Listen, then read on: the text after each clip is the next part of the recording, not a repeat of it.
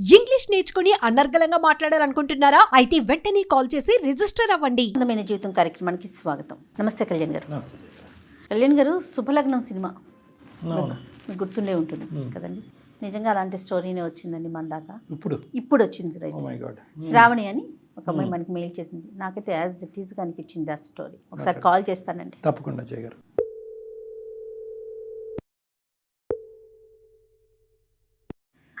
Hello, నమస్తే అండి. శ్రావణి గారండి? అవునండి. ఎవరండి మీరు? నేను జయానండి, సుమన్ టీవీ అందమైన జీవితం ప్రోగ్రామ్ నుంచి కాల్ చేస్తున్నాను. నమస్తే మేడం. నమస్తే శ్రావణి, మీరు మెయిల్ చేశారు. నాతో పాటు డాక్టర్ కళ్యాణ్ చక్రవర్తి గారు ఉన్నారు.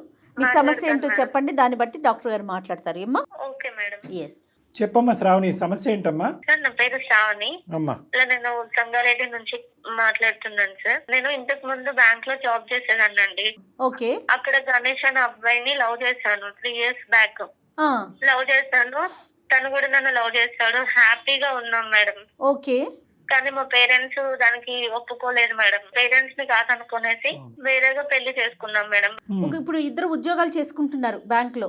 నేనే మానేశాను మేడం. పెళ్ళయి 3 సంవత్సరాలు అయ్యింది. 1 సంవత్సరం మాత్రమే మంచిగా ఉన్నాం మేడం. తర్వాత నుంచి నా వల్లే కొంచెం చాలా ప్రాబ్లమ్స్ అనేది నా వైపు నుంచే వచ్చింది మేడం. నువ్వే ఒప్పుకుంటున్నావు ఏంటి? అలాంటి ప్రాబ్లం ఏంటి అసలు? పెళ్లికి ముందు నన్ను బాగా చూసుకున్నాడు. అప్పుడు ఉన్నంత ప్రేమ అది ఇది ఓకే ఓకే సార్ నాకు. కానీ ఏదన్నా అడిగినా, కనీసం బయట పోదామన్నా, ఆర్థికంగా అయితే చాలా ఇబ్బంది అయితే అయ్యింది మేడం. మా అమ్మ నాన్న కూడా అంతా వేరే వ్యవసాయం పనులు అట్లా చేసేవాళ్ళు. ఇంకా వాళ్ళని కాదనుకుని వచ్చినాము. మేము ఎవరిని దగ్గర కూడా 1 రూపాయి కూడా అడగలేం కదా మేడం. ఇక మా ఇష్టంగా మేము చేసుకున్నాము. ఆర్థిక పరిస్థితిలో ఉన్న ఉద్యోగం ఎందుకు వదిలేసావమ్మా నువ్వు పెళ్ళైన తర్వాత? నేను నా హస్బెండ్ ని మంచిగా చూసుకోవాలి, ఇంట్లో ఉండాలి, అన్ని పనులు చేసి అతను ఆఫీస్కి వెళ్ళినప్పుడు నేను ఇంట్లో ఏం మంచిగా చూసుకుంటావు?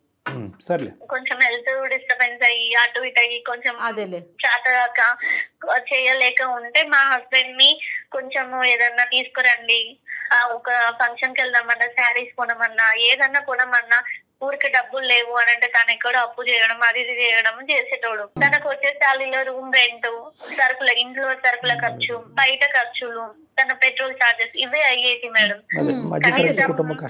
కనీసం అసలు మేము పిల్లలకు ప్లాన్ కూడా చేసుకోకపోవడానికి రీజన్ కూడా ఆర్థిక పరిస్థితి మేడం.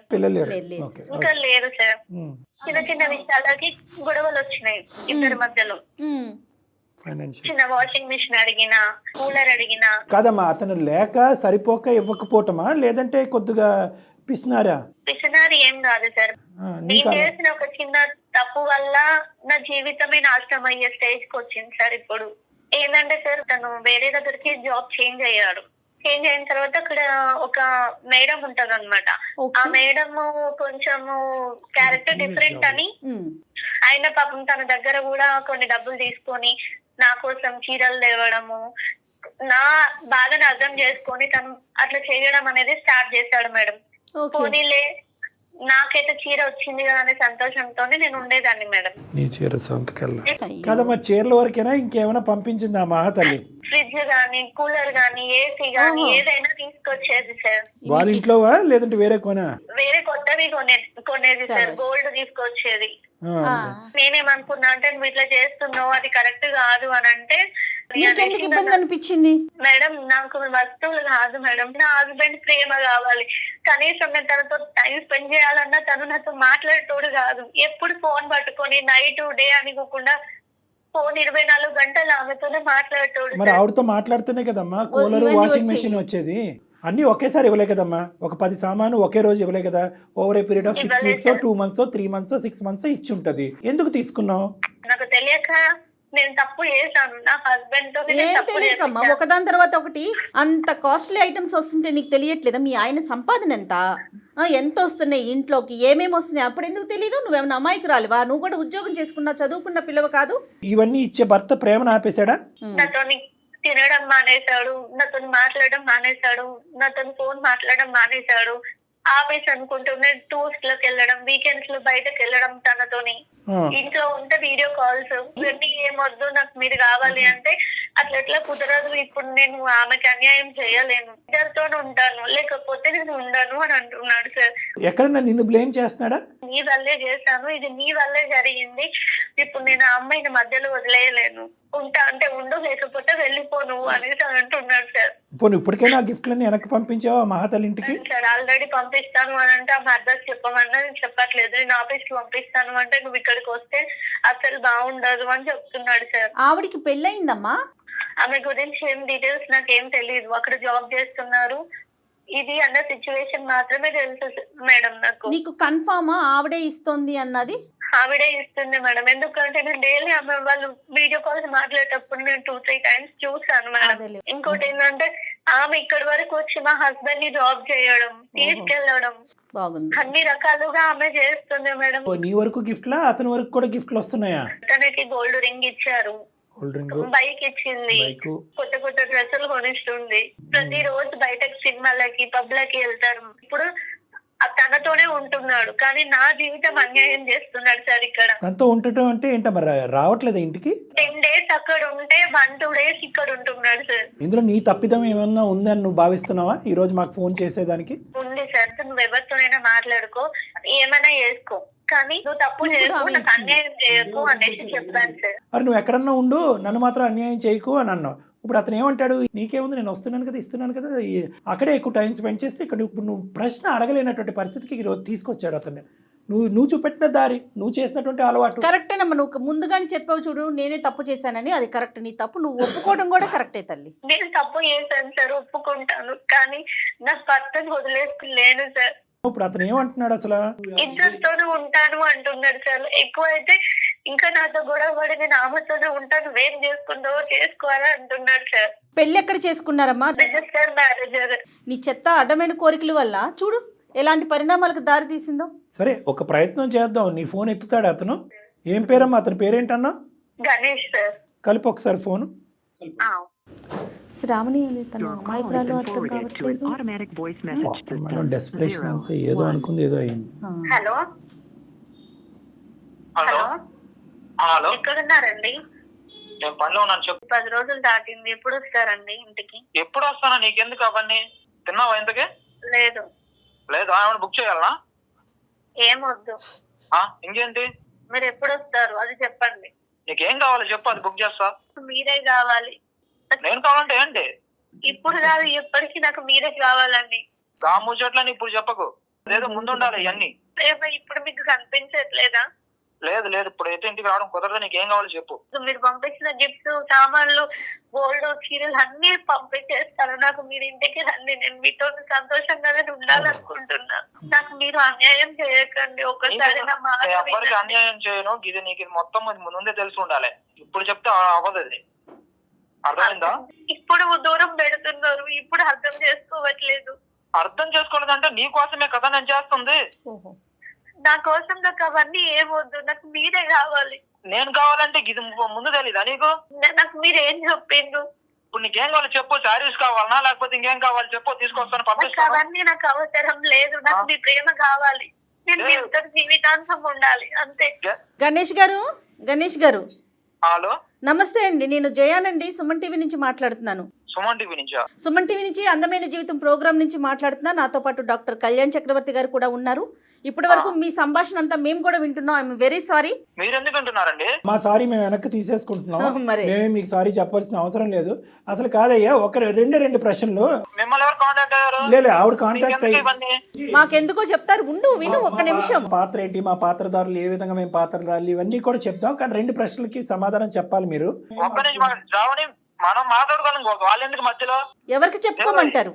ఏమయ్యా తమ్ముడు, నిన్ను నమ్మి ఆ అమ్మాయి ఇంట్లోంచి పారిపోయి వచ్చేసింది. నువ్వే పెళ్లి జీవితం, చేసుకున్నావు. నువ్వే ప్రపంచం అని అనుకుంది. ఆ అమ్మాయి పిచ్చి ముదురు పాకాన పడి కొద్ది కోరుకుంది, ఆశపడింది. మధ్యతరగతి కుటుంబంలో కాకుండా కొద్ది హైఫైడ్గా ఆలోచించింది. గిఫ్ట్లు తేవాలి అంటే కనుక నువ్వేదన్నా తల తాకెట్టు పెట్టుకుని నువ్వేమైనా తీసుకురావాలి. కానీ ఆ మహాతల్లి ఎవరో ఇచ్చినటువంటి గిఫ్ట్లు ఇచ్చి ఈరోజు దాన్ని అడ్వాంటేజ్గా తీసుకుని నువ్వు ముందే ఉండాలి అని అంటున్నావు. ఇందాక ఏంటి ముందు ఉండాలి? ఏం జరిగింది? అలా కాదు మేడం, మాకు పెళ్ళి 3 years అయింది. ఓకే. ఇంట్లో ఒప్పుకోలేదు. సో మేము ఇక్కడికి వచ్చి రిజిస్టర్ మ్యారేజ్ చేసుకున్నాం. ఓకే. తర్వాత కొన్ని రోజులు బాగానే ఉంది. తర్వాత పక్కింటి వాళ్ళ అక్క వాళ్ళ ఇంట్లో అవి ఉన్నాయంట, ఇవి ఉన్నాయంట, నువ్వేం తీసుకురాలేదు, నన్ను హ్యాపీగా ఉంచలేదు, నాకు అది కావాలి ఇది కావాలి.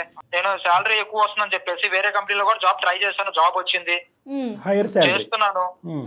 అంతవరకు బానే ఉంది. ఇంకా నాకు ఆ గది కావాలి, ఇది కావాలి, నువ్వు తీసుకొచ్చే డబ్బులు సరిపోవట్లేదు అంటే ఇవన్నీ లవ్ చేసుకునేటప్పుడు కానీ అప్పుడు కానీ తెలియలేదు ఆవిడకి. ఆ అమ్మాయి చేస్తూ కోరుకునేదా లేదంటే ఇబ్బంది పెట్టేదా నిన్ను? వేరే వాడిని పెళ్లి చేసుకుని ఉంటే నాకు ఇంకా బాగుండేది కదా. ఓకే, అది నానవసరంగా డైలాగులు కూడా వచ్చేసాను. వచ్చినాయి. ఏమ్మా శ్రావణి, సార్ ఏంటి ఇంత భారీ ఎత్తున డైలాగులు కూడా కొట్టేవంట? ఎంత నీ వయసు, నీ మెచ్యూరిటీ ఎంత, నువ్వు మాట్లాడే మాటలేంటి? అప్పుడు కోపంలో అన్నాను నీ సార్. బొంద కోపం ఏంటి? కోపం నీకు దేనికి కోపం? ఎవరంటే కోపం? కోపం నీకే స్పృహ ఉండదమ్మా మాట్లాడేటప్పుడు? కోపంలో నీ నోటికి వచ్చింది ఏది పడితే అది మాట్లాడతావా తల్లి? నువ్వు ఉద్యోగం చేసే కొంతకాలం నీకు శాలరీ స్కేల్ అనేది తెలుసు. ఒక మధ్యతరగతి కుటుంబం ఎంతట్లో బతకాలనేది కూడా నీకు లెక్క తెలుసు.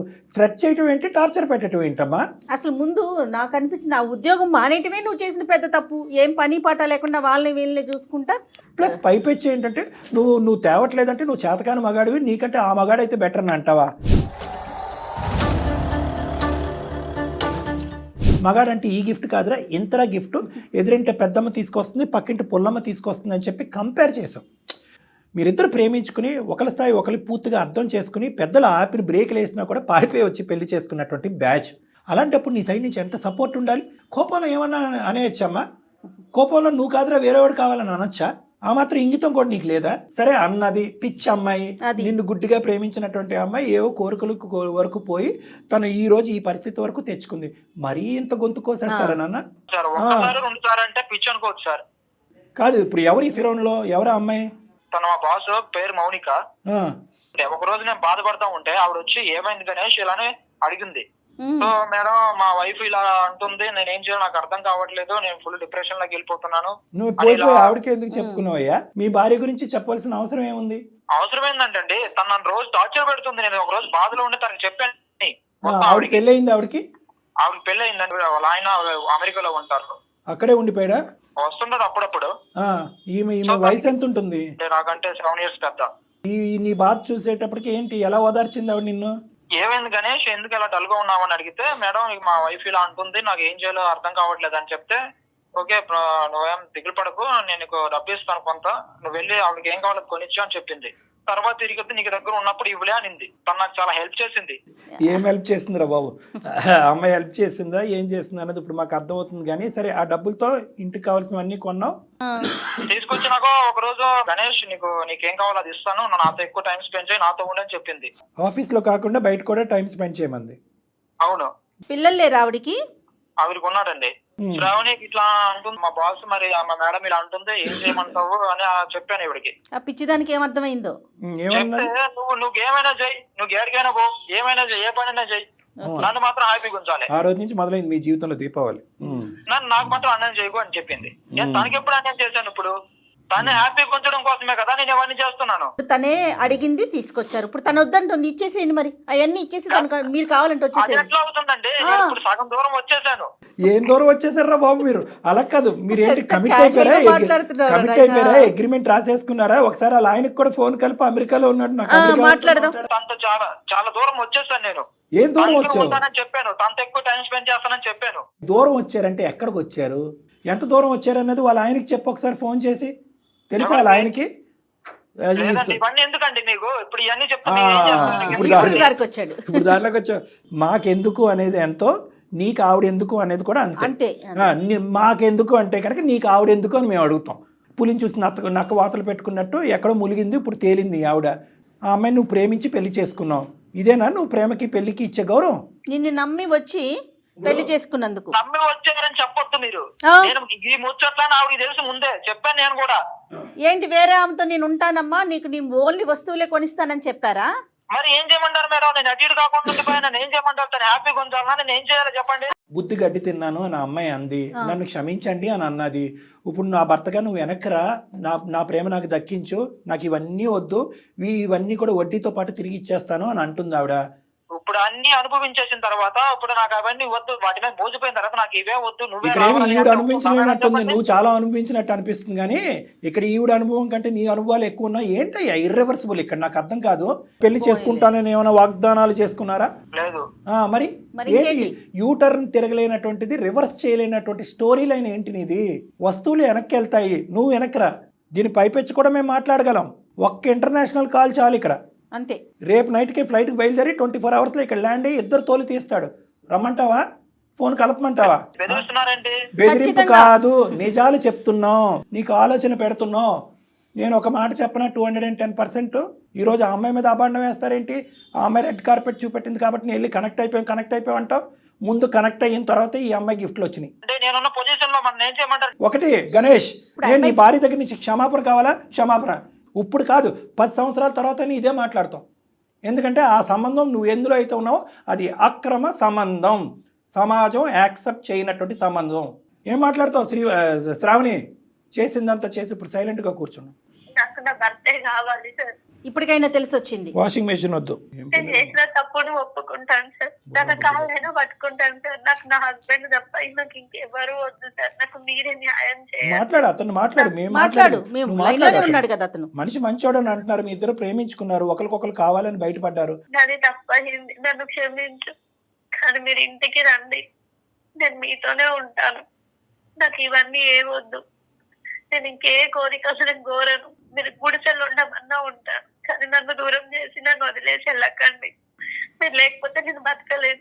గణేష్ చూడు, తను ఎంత ప్రాధాయపడుతుందో చూడు గణేష్. ఇప్పుడు నేను ఆవిడకి ఏం సమాధానం చెప్పాలంటే, ఎవరు, ఈవిడికా ఆవిడకా? మా బాస్ కి ఆ, నా పరిస్థితి అటు ఇటు కాకుండా ఉంది సార్. ఏం చేయమంటారు చెప్పండి? ఆ, వెరీ ఆ. గుడ్. గణేష్, నువ్వు ఇలాంటి ఒక కేసు చూస్తే మాకు ఇలాంటి కేసెస్తో చాలా అనుభవం ఉంది. దీన్ని చాకచక్యంతో వ్యవహరిస్తే కనుక ఆ అమ్మాయిని ఎక్కడ పెట్టాలో అక్కడ పెట్టాలి. ఇలా ఇంట్లో బాస్ చలామణి చేస్తూ జీవితాన్ని ఇలా చెడగొట్టుకుంటూ అక్కడ అతన్ని అన్యాయం చేస్తుంది, ఇక్కడ మీ కుటుంబాన్ని అన్యాయం చేస్తుంది. ఆవిడకి నేను ఏం చెప్పాలి అనేది ఒక్కటే నీ భయం అయితే కనుక ఆవిడకి ఏ విధంగా చెప్పాలో ఆ బాధ్యత మేము తీసుకుంటాం, నేను జయగారు. డెఫినెట్ గా. కానీ ఆవిడకి ఏం చెప్పాలి, ఆవిడ ఏం ఫీల్ అవుతుంది, ఆవిడకి ఈ ప్రామిస్ చేశాను ఆ ప్రామిస్ చేశాను అని చెప్పి జీవితం మాత్రం దయచేసి అస్తవ్యస్తం చేసుకోకు. నన్ను అమాయకురాలు నీ భార్య, నిజంగా చాలా అమాయకురాలు. తెలిసి తెలియకుండా నోరు జారి అనేటటువంటి కొన్ని పదాల వల్ల ఈరోజు ఈ అనర్థం దారితీసింది. ఆ అమ్మాయి తన తప్పు తెలుసుకుంది. ఈరోజు కోరికలు కాదు కదా, అసలు కోరిక అంటే ఏంటి అనేటటువంటిది కూడా ఆ అమ్మాయి మర్చిపోయే పరిస్థితిలో ఉంది. ఈరోజు బాగా ఆ అమ్మాయికి అర్థమైంది కాబట్టి ఒక స్వచ్ఛమైనటువంటి ప్రేమ ఎల్లకాలం ఉంటుంది అనేటటువంటి గాఢమైన నమ్మకం ఉంది నాన్న. ఒక చిన్న తప్పు జీవితాన్ని మార్చేసింది. తక్షణమే నువ్వు ఇంకో కంపెనీ చూసుకుని అందులోకి ఉద్యోగం మారటం అనేటటువంటిది కూడా ఇంపార్టెంట్. నా వైఫ్ తను ఇప్పుడు ఏం చెప్పింది, తను నాకే వద్దు మీతోనే ఉంటానని అదే చెప్పింది కదా. కమిట్మెంట్ కి ఓకే అయితే ఓకే. తనతో కూడా మళ్ళీ మాట్లాడదామమ్మా, మేము మళ్ళీ పర్సనల్ గా కూడా మాట్లాడి. అమ్మాయి మంచిదమ్మా, తెలియని తను అంతే. ఇద్దరిని రమ్మనండి మేడం. ఇద్దరు రండి ఒకసారి. సరేనండి. మీరిద్దరు ఒకసారి వచ్చారంటే డాక్టర్ గారితో కూర్చొని ఒకసారి మాట్లాడితే దాన్ని సార్ట్ అవుట్ చేసుకోవచ్చు. ఇమీడియట్ గా ఆ అమ్మాయికి సంబంధించినటువంటి మొత్తం సామగ్రి ఆ అమ్మాయి ఇంటికి మనం ఇంకా వెయిట్ పంపించాలి. చేయొద్దు మీరు. వద్దు, వెయిట్ చేయొద్దు. ఇది తక్షణ చర్య. రేపొద్దున ఇంకో టోన్ మార్చచ్చు, చీటింగ్ అనొచ్చు, ఇది కాదు ఇంకా తీసుకున్నాడు అనొచ్చు. అప్పుడు వేరే సమస్యల్లో మీరిద్దరు అమాయకులు ఇద్దరు ఇరుక్కుపోతారు. కాబట్టి ఆ అమ్మాయి కంపల్సరీగా సెకండరీ ఎజెండా ఉంది. ఆ అమ్మాయి చాలా మ్యానిపులేటివ్ అండ్ కన్నింగ్ అన్నట్టుగా నేను అనుకుంటున్నాను. అక్కడ తన జీవితాన్ని ఎలా నాశనం చేసుకుంటుందో మనకు అనవసరం, కానీ మీ జీవితాన్ని ఫర్దర్గా నాశనం చేయకూడదు అంటే ఎటువంటి లావాదేవీ ఉండకూడదు. తరచు మిమ్మల్ని కలుస్తాను. ఇద్దరు రండి. ఇద్దరు రండి. ఇద్దరం వస్తాం. Done done done. ఓకే అమ్మా శ్రావణి, థ్యాంక్ యూ మేడం. మీ ఆయన వచ్చేస్తాడు ఇంటికి, నువ్వు don't worry. Okay madam. Bye అమ్మా, బాయ్. పోతాయి. ముందు ఆ అమ్మాయిని కట్ చేయాలి మేడం. ఎందుకంటే ఆ అమ్మాయి ఏ ఉద్దేశంతో ఎంటర్ అయింది, అంత ఈజీగా స్మూత్ గా బయటకు వెళ్తుందా లేదా అన్నది మనం ఇక్కడ Yes, yes. క్యాలిక్యులేట్ చేయాలి. అదే ఆ అబ్బాయి భయపడుతున్నాడు. అవునవును, సో అది కొంచెం టఫ్ టాస్క్. ఆ స్మూత్ ట్రాన్సిషన్ కానీ మనం ఫెసిలిటేట్ చేయగలిగితే కనుక వీళ్ళు హ్యాపీగా ఉంటారు. రైట్ కళ్యాణ్ గారు, ఇంకొక ఎపిసోడ్ లో మళ్ళీ కలుద్దాం. నమస్తే అండి. నమస్తే మేడం.